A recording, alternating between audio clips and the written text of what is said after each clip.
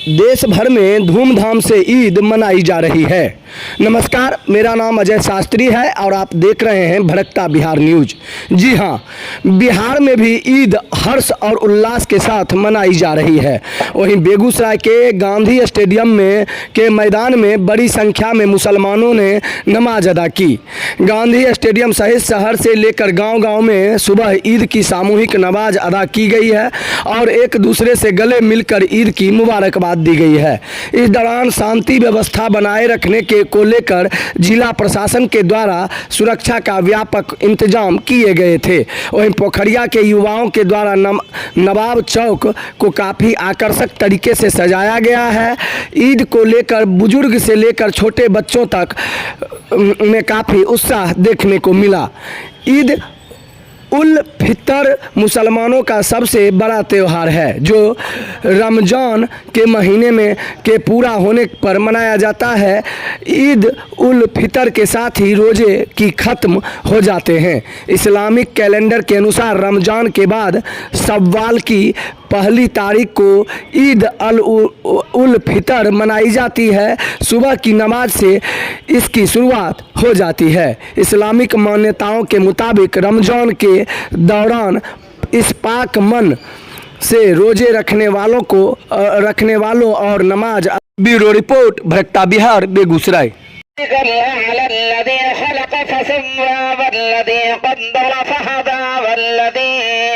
कह रहा था ये मैसेज सबसे पहले खुद हमारे अपने लिए होता है कि हमको जो ट्रेनिंग मिली है अभी 30 दिन में हम लोगों ने जो एक तरह की तपस्या व्यक्त की है उसका असर फिर बाकी के 11 महीने में नज़र आना चाहिए। अगर इसका असर बाकी के 11 महीने में नहीं नज़र आता है तो फिर ये रोज़ा बेकार हो जाता है, ये रमज़ान बेकार, ये ईद बेकार हो जाती है।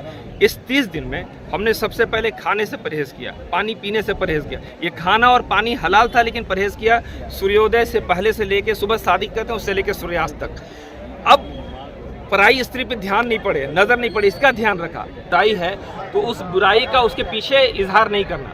दूसरी चीज़ है उसके अंदर बुराई है नहीं और हम बहुतान लगा देते हैं। इन सब चीज़ों से परहेज़ किया। इन सब चीज़ों को बाकी के 11 महीने में भी कोशिश करनी है कि हमारी ज़ात से किसी को तकलीफ़ नहीं हो, इसका सबसे पहले ध्यान रखना है। खुद अपने आप को भी और अपने मुस्लिम भाइयों को, चूँकि हम उस धर्म से बिलोंग करते हैं, तो सबसे पहले इनको कि आपको अपने आप को ऐसा शो करना होगा। क्योंकि आपका धर्म क्या है, किताबों में क्या लिखा है, ये कोई पढ़ने नहीं जा रहा। आप खुद नहीं पढ़ रहे हैं, आपने अपने कुरान को नहीं पढ़ा अभी तक, तो दूसरे क्या पढ़ेंगे?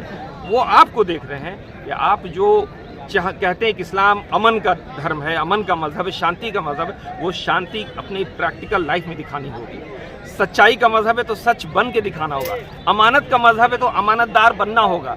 ये सारी चीज़ अपने अंदर अपने पर्सनल लाइफ में हमको दिखाना होगा ताकि लोगों के पास वक्त नहीं है कि वो कुरान पढ़ें या हदीस को पढ़ें। आपको देख के लोग पढ़ रहे हैं और इस्लाम को देख रहे हैं। हमने अपना रवैया थोड़ा गलत किया।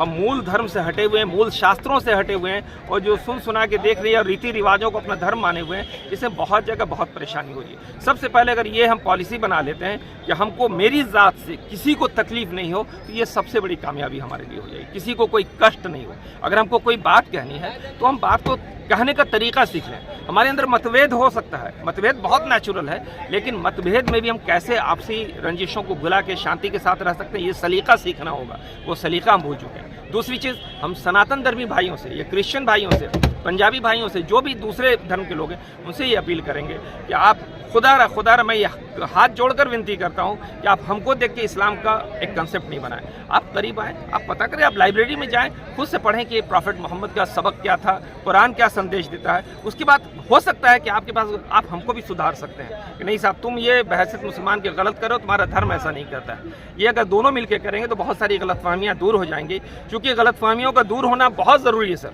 हमारा मिशन है कि भारत विकसित देश बने, विकसित देश ही नहीं बने बल्कि विश्व गुरु बने।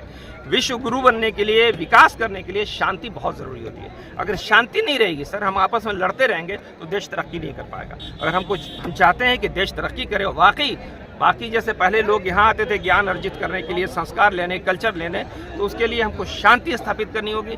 शांति स्थापित करने के लिए गलतफहमियों को दूर करना होगा। गलतफहमियाँ दूर होंगी तो हमारे दिल खुद ब खुद मिलेंगे।